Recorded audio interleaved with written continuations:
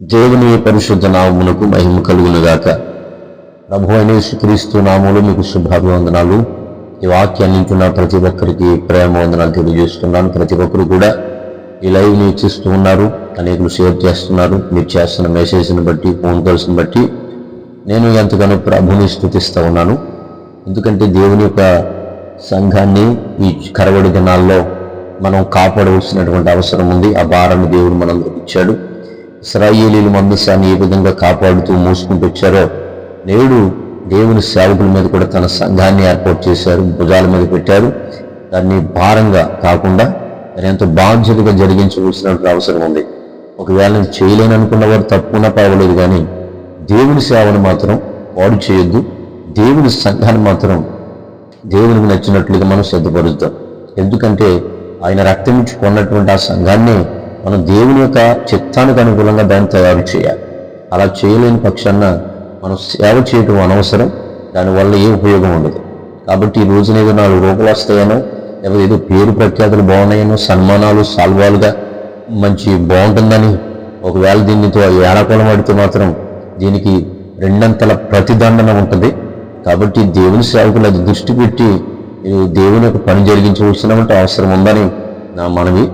దేవుని సేవకులుగా లేదా దేవుని బిడ్డలుగా ఈ రోజుల్లో దేవుని సంఘాన్ని ఎంత జాగ్రత్తగా కాపాడాలంటే పరిశుద్ధ గ్రంథం సెలవిస్తూ ఉంది. 2 రకాల సంఘాలు భూమి మీద కట్టబడుతున్నాయి. ఒకటి యేసుక్రీస్తు సంఘం, 2 క్రీస్తు విరోధి సంఘం. ఒకటేమో సియోను, 2 సియోన్. అంటే యేసుక్రీస్తు సంఘానికి సాదృశ్యమైన కానాను కట్టబడుతుంది, రెండవదిగా బబులోను కట్టబడుతుంది. కాబట్టి ఈ రెండాటిల్లో ఏ సంఘాన్ని మీరు కడుతున్నారన్నది ఆలోచించవలసిన అవసరం ఉంది. అయితే క్రీస్తు విరోధి సంఘాలు అనేవి చాలా విస్తృతంగా ఈ రోజుల్లో జరుగుతూ ఉన్నాయి. ఎందుకనంటే అది గ్రహించలేనటువంటి బోధకులు ఉన్నంతకాలం కూడా వారు ఏ ప్రయోజనకరమైనటువంటిది దేవునికి కలిగించలేరు.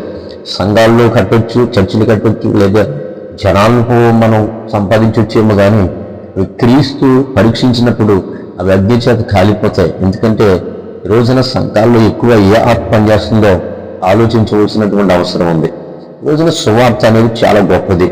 దేవుని యొక్క వాక్యం ప్రకటించేవారు, దేవుని సువార్తను ప్రకటించేవారు ఎప్పుడూ కూడా చాలా జాగ్రత్తగా ప్రకటించవలసినటువంటి అవసరం ఉంది. అయితే నేడు సువార్తను ఎలా ప్రకటిస్తున్నారు, లేదా దేవుని ఆత్మ పొందినటువంటి సువార్త ఎలా ఉంటుంది, క్రీస్తు విరోధి చేత నింపబడినటువంటి సువార్త ఎలా ఉంటుందో ఒక పోలిక మీకు తెలియజేస్తాను. అన్నీ తెలియజేయడానికి సమయం చాలదు, కానీ ఒకే ఒక్క విషయాన్ని జ్ఞాపకం చేస్తాను. దేవుని యొక్క ఆత్మ సాయంతో ప్రకటన గ్రంథం 6వ అధ్యాయం 2వ వచనంలో, ఇదిగో ఒక తెల్లని గుర్రం కనబడును, దాని మీద ఒకడు విల్లు పట్టుకుని కూర్చుండి ఉండను, అతనికి ఒక కిరీటం ఇవ్వబడును, అతడు జయించుటకు బయలువెళ్ళును. ఒకడు తెల్లని గుర్రం ఎక్కి వస్తా ఉన్నాడు, దాని మీద విల్లు పట్టుకుని కూర్చున్నాడు, అతనికి ఒక కిరీటం ఇవ్వబడింది. అతడు ఎవరైతే దొరుకుతున్నారో వారందరినీ కూడా జయిస్తానే ఉన్నాడంటుంది. ఇక్కడ ఇది యేసుక్రీస్తు మాత్రం కాదు, ఎందుకంటే యేసుక్రీస్తు జయించవలసినటువంటి అవసరం లేదు. ఆల్రెడీ యేసుక్రీస్తు జయించాడు కనుక ఆయన మళ్ళీ జయించవలసినటువంటి అవసరం లేదు. అందుకని బోధ నిమిత్తం పోరాడమన్నాడు, కానీ మరి ఆయన నేను మళ్ళీ జయిస్తాను అని చెప్పలేదు. దీనికి ఈ ప్రకటన గ్రంథంలో ఉన్నటువంటి ఈ తెల్లని గుర్రం ఎక్కువ చేతను ఎవరంటే క్రీస్తు విరోధి అని అర్థం. ఈ క్రీస్తు విరోధిని మనం ఎలా గుర్తుపట్టవచ్చు అంటే, వీడి చేతిలో బల్లెము లేదు, కానీ మరి వీటి మాత్రం ఉంది. వీటి కాదని ఇల్లు ఉంది, బల్లెం కానీ వీటి కానీ లేదు. ఈ విల్లును పట్టుకుని ఏం చేస్తున్నాడంటే, ఎవరైతే దొరుకుతున్నాడో, ఎవరైతే వాడి చేతుల్లో చిక్కుతున్నారో వారందరినీ కూడా జయించేస్తా ఉన్నాడు. అయితే ఇక్కడ వాడు ఎవరిని జయించుతున్నాడు? ఎవరైతే సత్యములో ఉన్నారో, ఎవరైతే దేవుని యొక్క బోధలో అపోస్తుల పునాది మీద కట్టబడుతున్నారో వాళ్ళని వీడు జయించేస్తూ ఉన్నాడు. వీడు ఎలా వస్తాడంటే సేవకుడి రూపంలో వస్తూ ఉంటాడు. ఆ సేవకుడిలోనికి ప్రవేశించి వాడు సమాధాన సువార్తను తీసుకొస్తున్నాడు. అయితే ఇక్కడ విల్లుతో కాదు, వీటితో కాదు, విల్లు పట్టుకుని వస్తున్నాడు. విల్లుతో జయించేస్తా ఉన్నాడు, వీటితో కాదు. విల్లును పట్టుకుని వచ్చి జయిస్తున్నాడు. అంటే వాడి చేతులు పొడిచేది లేదు, కానీ విల్లు మాత్రం ఉందంటే సువార్త దాన్ని చూపిస్తూ ఉన్నాడు అన్నమాట. సమాధాన వార్త అన్నమాట. అంటే నటిస్తూ ఉన్నాడు అన్నమాట.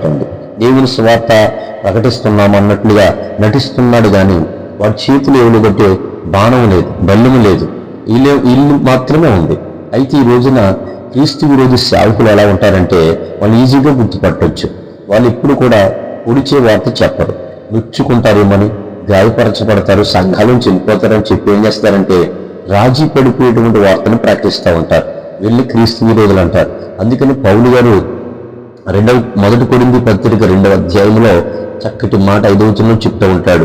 మేము తీయని మాటలను వినియోగించక పరిశుద్ధాత్మ దేవుని శక్తి కనపరుచు దృష్టాంతములను వినియోగించుకునే. యేసుక్రీస్తు ప్రభుల వారు కూడా ఎప్పుడు కూడా భిక్షగల్లగా బ్రతిమన్నట్లు సువార్త చెప్పలేదు. అందుకని 70 మంది శిష్యులు ప్రభువుకి, ఆ 70 మంది శిష్యుల్లో ఒక రోజును నా శరీరం తిన్న రక్తం త్రాగి నిత్యజీవం గలవాడని సంపాదన చేసినప్పుడు వెంటనే అందులో 58 మంది వెళ్ళిపోయారు. అప్పుడు యేసు ప్రభు గారు మిగతా 12 మంది దగ్గరికి వెళ్ళి, అరే ఏదో అయిపోయింది, నా మాట నొచ్చుకుని ఒకవేళ మీరు కూడా వెళ్ళిపోతారేమో, దయచేసి అలా వెళ్ళకండి అని ఒక భిక్షగాళ్ళ బ్రతిమాలేడా? కాదు, మీరు కూడా వెళ్ళిపోతారా అని అడిగాడు ప్రభు. అంటే మొహమాటం లేకుండా బోధించాడు, అధికారంగా బోధించాడు. నేడు ఈ రోజున అధికారంగా బోధించే సేవకులు ఎక్కడున్నారు? యాగా తల్లి భోంచేశారా, అక్క, చెల్లి అని చెప్పి ఇలా బ్రతిమాలినటువంటి సువార్త చెప్తా ఉన్నారు. తీయని మాటలు అన్నమాట, కమ్మని మాటలు. బాగున్నారా, బావుగారు ఏం చేస్తున్నారు, యారా తల్లి, అందరూ సంతోషంగా ఉండాలి అని చెప్పి ఇలాంటి కమ్మని తీయని మాటలు క్రీస్తు విరోధి అన్నమాట అండి. వీళ్ళు ఎక్కడ కూడా పడవరు, పొడిచే వార్త చెప్పరు. అందుకే పేతురు పొడిచే వార్త చెప్పినప్పుడు 3000 మంది రక్షించబడ్డారు, హృదయంలో నొచ్చుకున్నారు, పొడవబడ్డారు. ఈ రోజున పొడిచే వార్త ఏ సంఘం అయితే ఉండదో అది క్రీస్తు విరోధి సంఘం అన్నమాట. వాళ్ళు బ్రతిమాలేసుకోవటం, ఏదో భిక్షగాళ్ళగా కొంపకి తిరిగేయటం, ఇలాంటి పనులు చేసేటువంటి సేవకులందరూ కూడా వారు నిజమైన క్రీస్తుని కాదు, వాళ్ళు క్రీస్తు విరోధి ఆత్మ చేత నింపబడ్డారు. వారు పరిశుద్ధాత్మను కాదు, వాళ్ళు సాతానాత్మ చేత నింపబడ్డారు. ఆ సాతానాత్మ చేత నింపబడి ఈ రోజున సంఘాలు కట్టబడుతున్నాయి.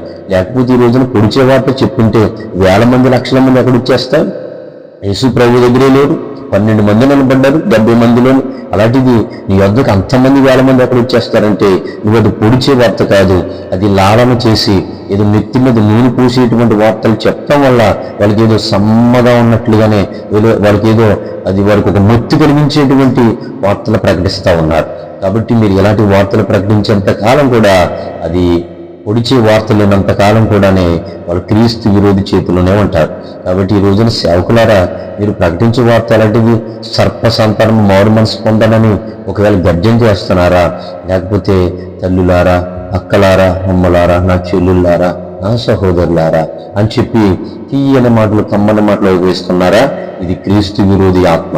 కాబట్టి పొడిచే వార్త ఎక్కడైతే ఉందో అక్కడికి వెళ్ళి దేవుని సత్యాన్ని గమనించండి. దేవుని యొక్క సన్నిధానములో, దేవుని చిత్తములో ఎదగండి. దేవుడు ప్రతి ఒక్కరికి కూడా క్రీస్తు విరోధి చేతుల నుండి దేవుని యొక్క సువార్తలోనికి వచ్చుదురుగాక. ఆమేన్.